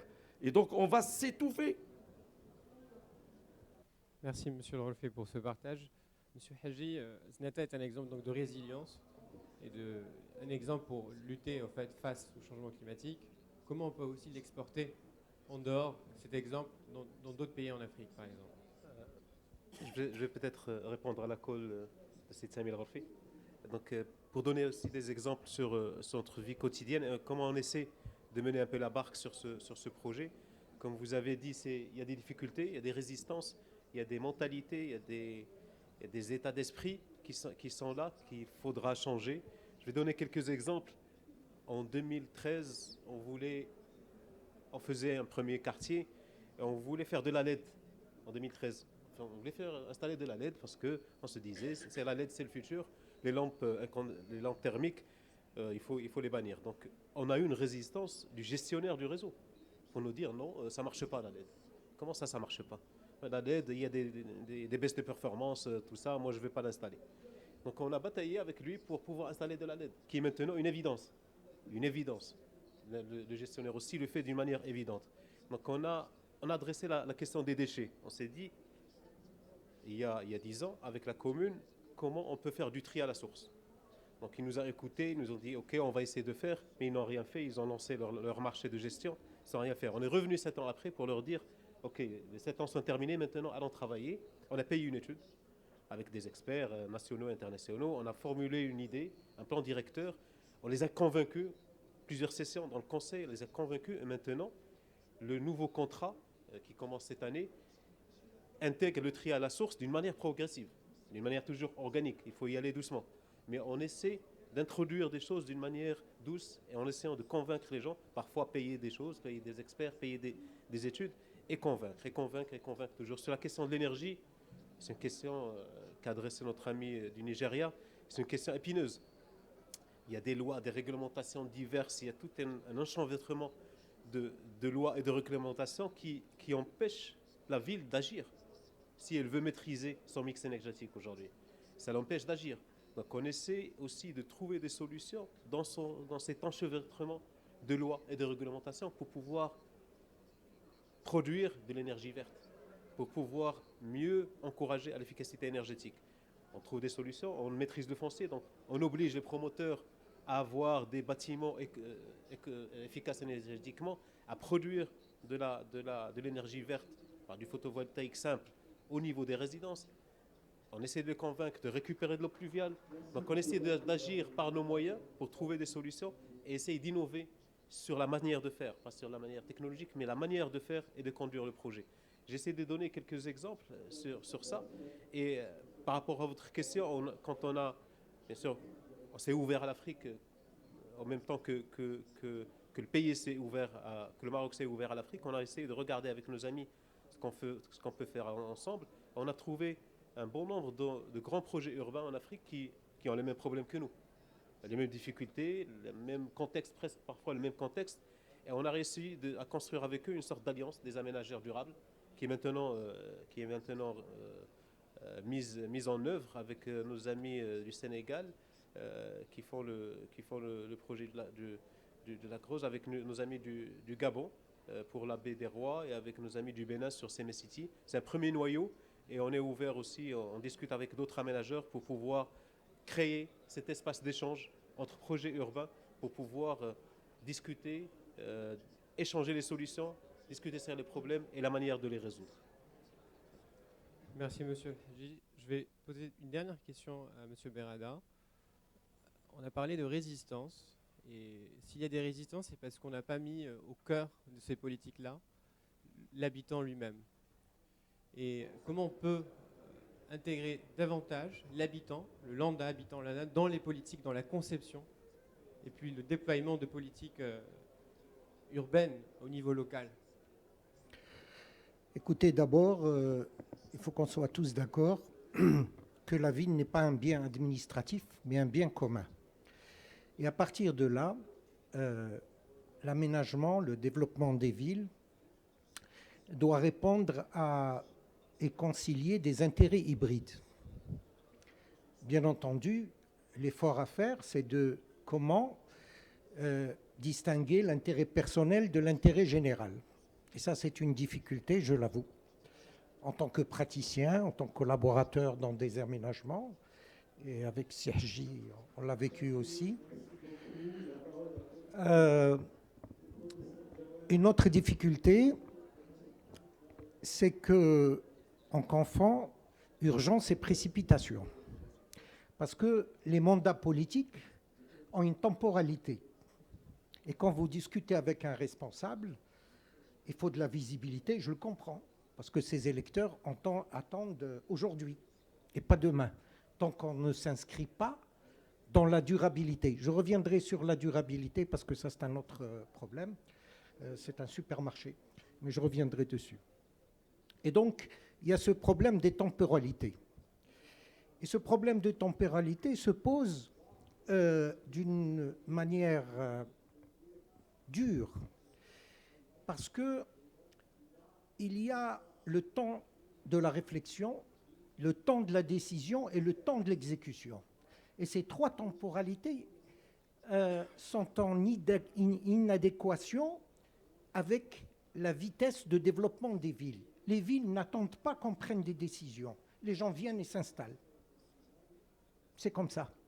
Et donc, l'urbanisme devient un urbanisme de soumission et pas un urbanisme de mission, parce qu'il est constamment en train de s'adapter à la vitesse à laquelle se développent nos villes et surtout nos villes africaines. Donc on est dans cette difficulté. Alors pour répondre à votre question, comment faire? Vous savez, il y a le donneur d'ordre qu'on appelle le maître d'ouvrage. Il y a les spécialistes qu'on appelle qui sont les maîtres d'œuvre. Mais le plus grand absent, le parent pauvre, la peau de chagrin, c'est les maîtres d'usage qu'on ne consulte jamais. Et ces maîtres d'usage, vous savez, c'est très simple. Je suis architecte, quand je fais il m'arrive, pas souvent, parce que je fais autre chose, mais quand il m'arrive de faire une maison individuelle, je vois mon client 50 fois. Et quand j'ai un projet de 5000 logements, je ne vois jamais le client. On est toujours en train de décider pour les autres. Donc il faudrait qu'on arrête de faire pour les autres. Il faut faire pour les autres, mais avec les autres et avec les concernés. Et donc ces savoirs d'usage, parfois, ils sont d'une importance extraordinaire parce qu'ils apportent un éclairage. C'est des gens qui vivent sur le terrain, qui comprennent, qui ont l'esprit du lieu.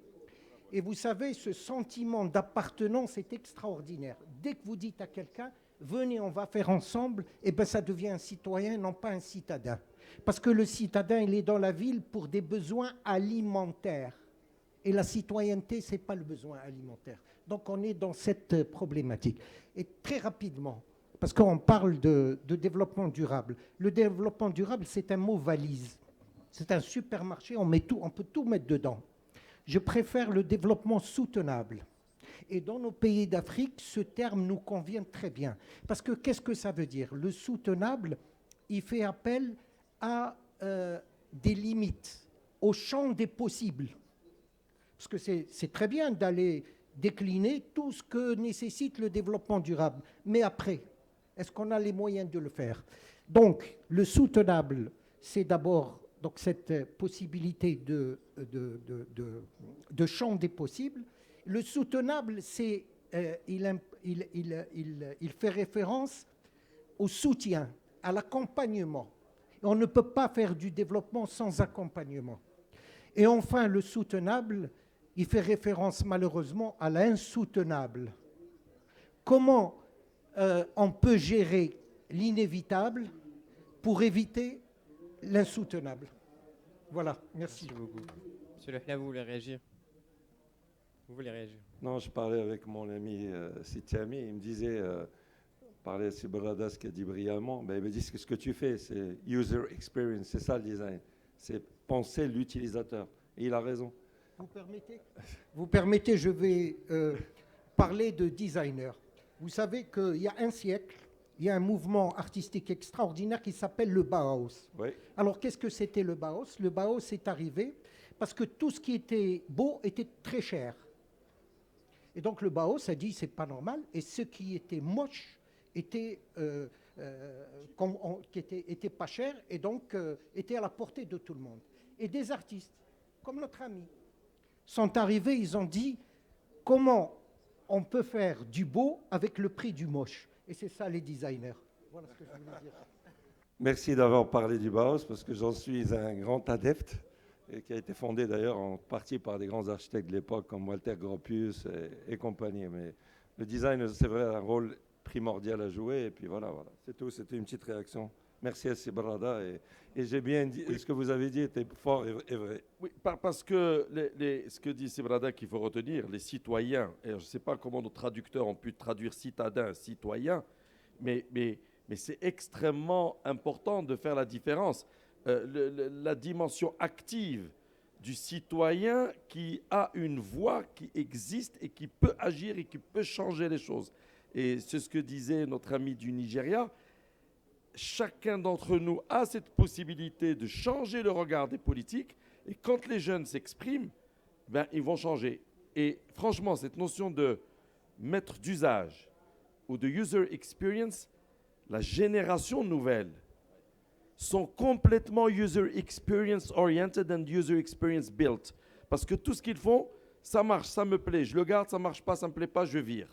Et donc s'ils font la même chose dans la ville, dans la vie, dans la manière de se garer, dans la place que la ville leur a prévue pour leurs 2 roues, dans la manière dont le transport public est organisé, s'ils font le feedback aux gouvernants, ben, ils vont changer la manière avec laquelle les gouvernants les écoutent et les maîtres d'usage trouveront une place par force, je me dis par force, pas dans le conflit, mais de fait, par la pression.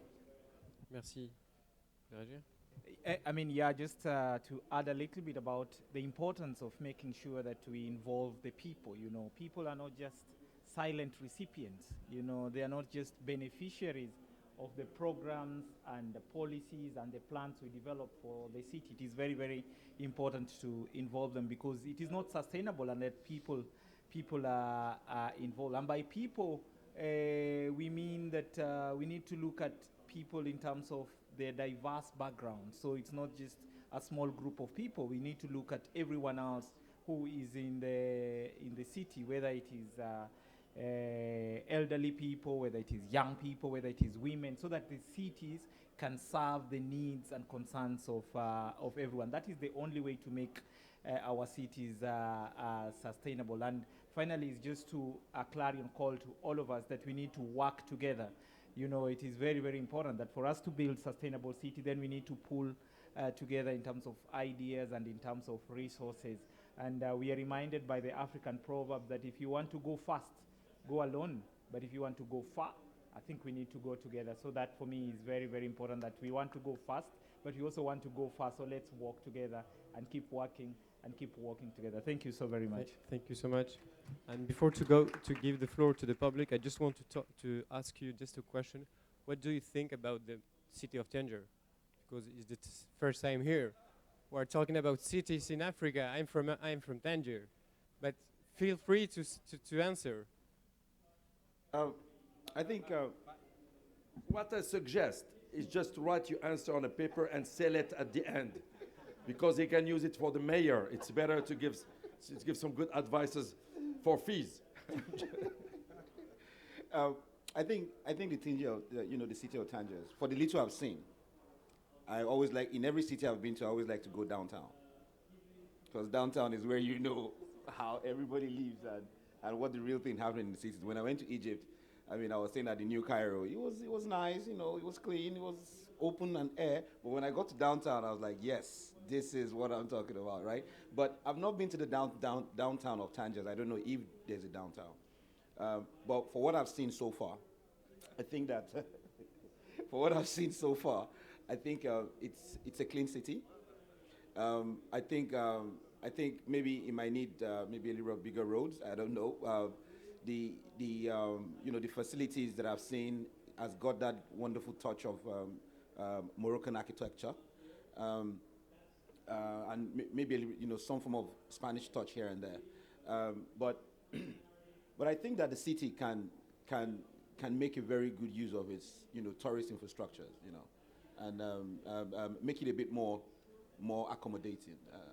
The ones I've seen around, I mean, I get scared of the policemen around anyway. So, but with the ones I've seen around, I think that I mean, if this was Lagos by now, the beaches behind my hotel in Farah Hotel will have been one of a very nice, seating arrangement and some very cool activities happening. But the city, I think I love it, and I think I've found a good tourist destination. I'd like to bring my family. Come back quickly, Yes. so. Quickly, exactly. No, I think it's not a trap question, so that when I answer, I'm not going to be chased from Tangier. But I mean, just like my colleague, I think I found it to be a wonderful place. It's organized, fairly well planned. The roads are really, really good. Different from many cities. Sometimes there's a lot of congestion in transportation and all that. I think Tangier has really tried to have a good road network. I haven't seen so much congestion. I saw green, which is very, very important. It's very important to have green cities. I saw also a couple of safe spaces, spaces where people can relax and rest. That is missing from many cities these days. People are just thinking about brick and mortar, putting up structures, but I think you've really tried to put in spaces where people can relax, people can socialize, people can play. So I think it's a wonderful place. I'm yet to explore it, but I found it to be quite amazing. And remember, I've also been to Rabat and Casablanca and Marrakesh, but I think this is more cool, more relaxed. I find it amazing. If I was to rank it, I would rank it maybe close to the top, if not at the very top. Thank you so much. On va donner donc peut-être la parole au public. Je rappelle simplement de donner votre nom et prénom, l'institution que vous représentez, et adresser la parole à la personne que vous voulez. Madame.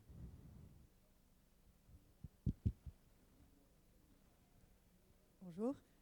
Tout d'abord, je voudrais remercier les différents panélistes pour leur intervention pertinente. Monsieur Borada, Monsieur Heji et nos frères africains. Je voudrais remercier particulièrement Monsieur Rorfi. Pourquoi? Parce que justement, il a souligné que déjà, il a remarqué qu'il y a une absence de femmes parmi les panélistes. Et là, je pense que nous avons besoin d'entendre également les voix des femmes et de prendre en considération leurs besoins pour pouvoir justement atteindre nos objectifs. Ma question est la suivante. Est-ce que les leaders, les gouverneurs, les preneurs de décision prennent en considération lors de leur programmation d'urbanisme ou d'urbanisation, je suppose, des villes africaines, la question du genre? Est-ce que la bonne gouvernance, une bonne gouvernance dans les pays africains suppose seulement qu'on se base sur le triptyque pilier économique, social, environnemental, sans pouvoir prendre en considération ou mettre au cœur de leur stratégie, bien évidemment, le gender equality, sachant que les femmes y représentent la moitié des populations et elles sont responsables de l'autre moitié. Merci. Merci. Qui voudrait répondre à la question de Madame? Monsieur Berada. Bien. Merci d'abord pour cette question. Il se trouve que je travaille sur l'espace public et le genre, donc merci de me poser cette question. Vous avez parfaitement raison. L'espace public, donc la ville, elle est pensée, elle est réalisée par des logiciels faits par les hommes, uniquement. Alors ce qui est curieux, on a l'impression que l'espace public, il est fréquenté davantage par les hommes que par les femmes. C'est absolument faux. Dans ce qu'on appelle les parcours en boucle, les femmes pratiquent beaucoup plus l'espace public que les hommes, parce que les femmes amènent les enfants à l'école, elles amènent les enfants chez le médecin, elles font les courses. Et donc, dans les parcours en boucle, elles font beaucoup plus de kilomètres, à pied ou en voiture, que les hommes. La deuxième chose, c'est que l'espace public, il est austère pour les femmes. Les femmes sont obligées de modérer leur féminité quand elles sortent dans la rue. Au niveau de leur tenue, parce qu'elles ne s'habillent pas comme elles veulent, parce qu'elles s'imaginent que... Enfin, elles ne s'imaginent pas, parce que l'espace public est agressif, il y a de l'insécurité dans l'espace public, même dans la manière de marcher. La femme qui marche trop vite, on va dire qu'elle a peur. La femme qui marche doucement, on va dire, c'est pas ce qu'elle cherche. Et donc, elle est obligée aussi de régler sa cadence. C'est terrible ce que vivent les femmes dans l'espace public. Et si vous ajoutez à ça, même au niveau des revêtements. Les revêtements des trottoirs, le trottoir qui est un lieu de démocratie, parce que c'est le riche et le pauvre qui pratiquent Mais pour les femmes, c'est très difficile, parce que le revêtement, il est fait pour des chaussures d'hommes et pas des chaussures de femmes. Quand vous avez des passages cloutés, les bandes qui sont tracées, elles sont tracées avec des pas d'hommes, pas des pas de femmes. Il faudrait que les bandes soient élargies pour que le rythme de traversée des femmes. Alors tout ça pour dire que l'espace public n'est pas genré du tout et qu'il faudrait remédier à cela. C'est un peu comme si vous voulez, aujourd'hui, tous les plans d'aménagement, tous les schémas directeurs des villes sont faits à climat constant, comme s'il n'y avait pas de dérèglement climatique. Eh bien, les villes sont faites comme si elles n'étaient pas pratiquées par les femmes. Voilà. Madame?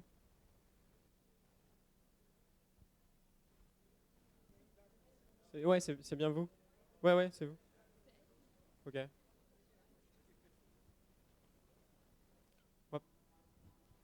Oui, bonjour à tous. C'est peut-être madame qui voulait passer en premier. Ouais. Non, c'est bon. Je ferai très vite. Bonjour à tous, Amina Sreno, je travaille pour Je m'engage pour l'Afrique. Je vous avoue que je suis un peu étonnée du simplicisme du propos que vous venez de tenir, monsieur. Enfin, et plus largement de certaines injonctions un peu contradictoires qui ont été faites toute l'heure et demie qu'on vous a entendu avec beaucoup d'attention. La première étant pas que j'ai besoin de marcher en talons dans la ville pour me sentir propriétaire de la ville, c'est que la ville ne m'appartient pas, de fait. La ville ne peut pas considérer les places des femmes dans leurs moments d'urgence, qui ne sont pas mon talon s'est cassé, mais qui sont j'ai besoin d'aide médicale d'urgence, j'ai besoin d'accessibilité aux soins médicaux les plus simples, j'ai besoin de toilettes publiques qui sont accessibles, j'ai besoin de clarification de l'espace public pour ne pas me sentir complètement étroitisée et en fait enfermée dans un socle. Donc en fait, parler de talons hauts comme étant le seul problème que portent les femmes, c'est simpliciser la question du genre dans l'espace public. Premièrement, en tout cas c'est mon avis. Deuxièmement, sur l'injonction de la place des jeunes dans le design et l'urbanisation, je me questionne sur ce que vous faites pour donner la place à ces jeunes-là dans ces conversations. Parce que très simplement, c'est une injonction très simple de dire aux jeunes, il faut participer, il faut donner vos bonnes idées, il faut genre, be a politician, create great policies. What are the doors that you open to do so? Et en vrai, moi qui suis jeune femme qui travaille en politique, ces portes-là, si elles ne sont pas fermées clairement, elles sont très largement difficiles à atteindre. Donc, qu'est-ce que vous faites à votre échelle, vous tous, pour impliquer ces jeunes-là dans la création urbaine? Merci. Monsieur le Rolfi, peut-être?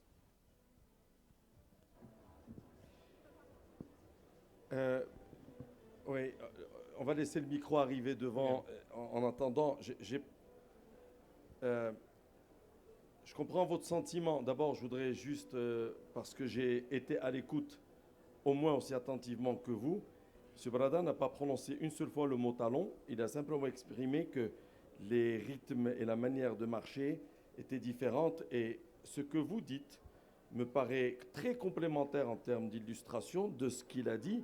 Si on lui avait laissé plus de temps, il serait rentré plus dans le détail, à mon sens, pour exprimer les besoins. Ce sont des sujets, en termes d'expertise, qu'il connaît bien. Et je sais que, juste pour éviter les frustrations, j'ai envie de dire, je suis d'accord avec vous.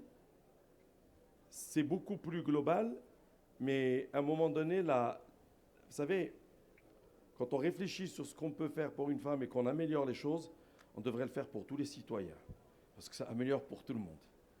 Et je crois qu'on doit chercher des équilibres de la manière la plus responsable, au sens, et ce qui m'interpelle dans les propos de Sibrada et que moi je voudrais qu'on retienne, c'est que les villes comme elles sont conçues, elles ne sont pas inclusives des deux genres. Et donc on a un travail à faire, une révolution dans nos mentalités, et c'est un peu le message qu'il nous donne et qui va absolument dans le même sens que vous. Alors, que ce soit sur des choses basiques ou des choses plus élaborées, moi je suis d'accord avec vous, il faut qu'on puisse repenser la manière dont chacune et chacun peut se réapproprier sa ville. En ce qui concerne les jeunes et la politique, je voudrais vous dire, vraiment le fond de ma pensée, elle n'engage que moi. Si vous ne défoncez pas les portes, personne ne vous les ouvrira, madame. J'ai conscience à quel point c'est difficile. Et parfois même, c'est pas une question de genre, c'est un jeune. Les gens ont tendance à être autocentrés et à être sachants. Et donc, nos gouvernants croient comprendre. On leur a expliqué, leurs experts leur ont expliqué, leurs conseillers leur ont expliqué. Et ils lisent. Et à un moment donné, Il faut les mettre devant des gens beaucoup plus jeunes qui leur font découvrir autre chose. Et là, il se passe quelque chose. Je crois qu'il faut bousculer. Je l'ai dit tout à l'heure, ça ne se fera pas gratuitement, ce ne sera pas simplement. Ceux d'entre nous qui peuvent avoir la sensibilité doivent simplement aider les jeunes à ouvrir les portes, à les percer, à les forcer, et à aider ceux qui détiennent les clés des portes à enlever les clés, à laisser les portes entrouvertes, peut-être même pas totalement ouvertes, au moins entrouvertes, pour qu'on puisse y accéder facilement. Voilà ce que je voudrais dire. Merci, M. Rolfi. Madame? Merci beaucoup. Nadia Ismaili, universitaire, militante associative. Ravie de vous entendre, ravie d'avoir écouté la pertinence de vos propos. Ravie de savoir que le Conseil économique et social se penche sur nos littoraux. C'est une question qui est très importante. Néanmoins, j'ai quelques réflexions, questionnements. Alors, dans une Afrique qui a le challenge de la sécurité alimentaire, faut-il aller vers cette urbanisme à tout va? Ne faut-il peut-être pas aménager autrement notre rural pour garder le grenier alimentaire dont a parlé Sibrada, puisque le rural chez nous, dans nos pays africains et notamment au Maroc, est complètement négligé. Si on fait le benchmark avec certains pays européens, c'est un plaisir et un bonheur de circuler entre leurs villages. Donc là, c'était la première question. Qu'en est-il du rural, de l'aménagement de notre rural? Deuxièmement, faut-il, pour moderniser nos cités, continuer de construire des tours en verre, des sortes de, on va dire, des bâtiments à effet de serre surconsommateurs d'énergie, sous prétexte de moderniser nos cités? Ou faut-il personnaliser en jouant sur l'arty, en jouant sur la qualité de vie, en jouant sur des spécificités artistiques locales, notamment. Je cite Gaudi qui nous attire vers Barcelone, par exemple. Pourquoi ne pas imaginer des spécificités? Pourquoi modéliser notre Afrique? Pourquoi modéliser nos villes? Ne faut-il pas avoir plusieurs modèles plutôt qu'un? Donc ça, c'est une deuxième question. La troisième question, c'est... On va peut-être prendre que deux. Rapidement. Pour M. Haji, par rapport à Zneta, alors la question c'est que ne faut-il pas aller très vite vers une smart city pour attirer une jeunesse africaine hautement connectée? C'est très important. Et une dernière réflexion pour M. Brada, parce que c'est son dada, je ne peux pas rater la question. Que pensez-vous dans cette stratégie d'urbanisme moderne de l'emplacement de nos hôpitaux? Je suis médecin, donc de l'emplacement et l'accessibilité de nos hôpitaux qui sont aujourd'hui au cœur des villes, mais tellement inaccessible vu le trafic. Donc, qu'est-ce que vous en pensez? Merci à tous. On va prendre peut-être la question pour Zneta et pour M. Berada. Rapidement, sur la question de la Smart City, comme j'ai dit, on est obligé de la traiter, puisqu'on se projette sur le futur, et que le futur est technologique aussi et numérique. Donc, aujourd'hui, nous, on essaie de faire de la Smart City dans un esprit du Sud. Pas dans un esprit ni occidental, ni chinois, ni Moyen-Orient. Donc dans un esprit qu'on essaie de créer. Et cet esprit-là, c'est d'essayer de co-créer la Smart City avec un écosystème d'innovation. Donc nous sommes très tôt associés à des écosystèmes d'innovation, tels le Technopark de Casablanca, qui englobe plusieurs centaines de startups qui réfléchissent et essayent d'innover. Et nous les associons à nos réflexions, nous lançons des appels à projets, nous prenons leurs projets, on essaie de scaler aussi beaucoup d'idées qu'ils nous proposent pour arriver à cette Smart City qu'on est obligé de faire, mais d'une manière moins coûteuse, parce qu'il y a des ressources à gérer, et les ressources, l'arbitrage de l'allocation des ressources est très dur pour des pays émergents comme le Maroc. Donc il faut bien utiliser les ressources, essayer de faire du Smart by Design, c'est-à-dire intégrer le Smart dès la conception, dès le design pour diminuer le coût, et aussi on essaie de faire participer le privé dans le développement de cette Smart City. Donc 3 idées principales, l'écosystème d'innovation, le Smart by Design et les partenariats avec le privé. Monsieur Berada?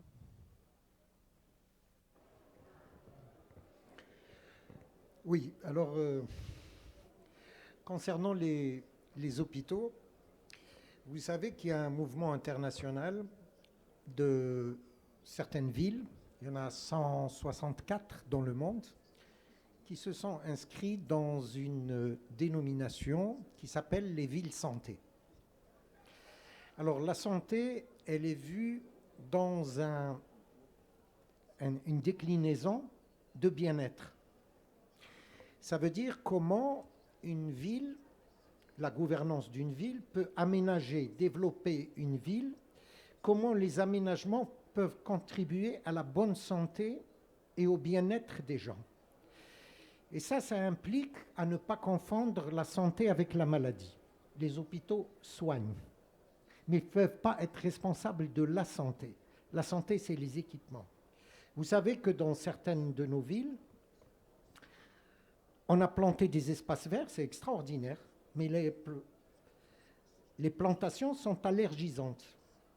Pour des villes où parfois, et vous le savez, Madame le professeur, que dans le service d'urgence, 70% des consultations, c'est des crises d'asthme.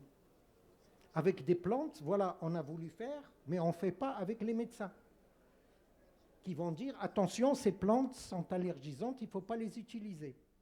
Un petit exemple. Pour en venir à l'emplacement des hôpitaux, vous savez que dans tous les pays du monde, d'abord l'origine des hôpitaux, c'était des hospices, c'était là où on mettait les pauvres. Et donc, on a gardé dans le subconscient que c'est les bâtiments pour les pauvres.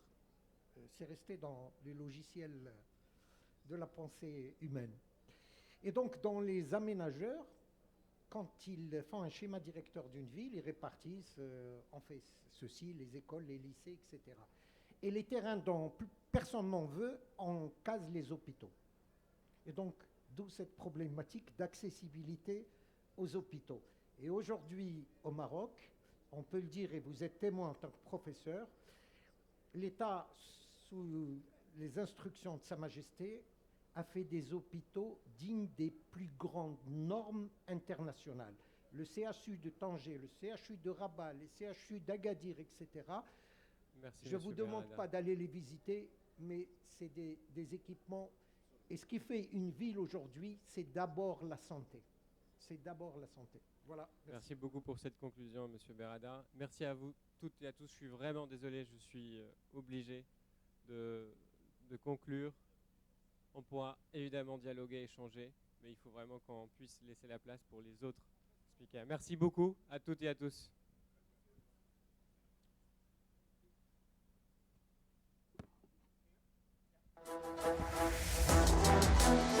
Thank you.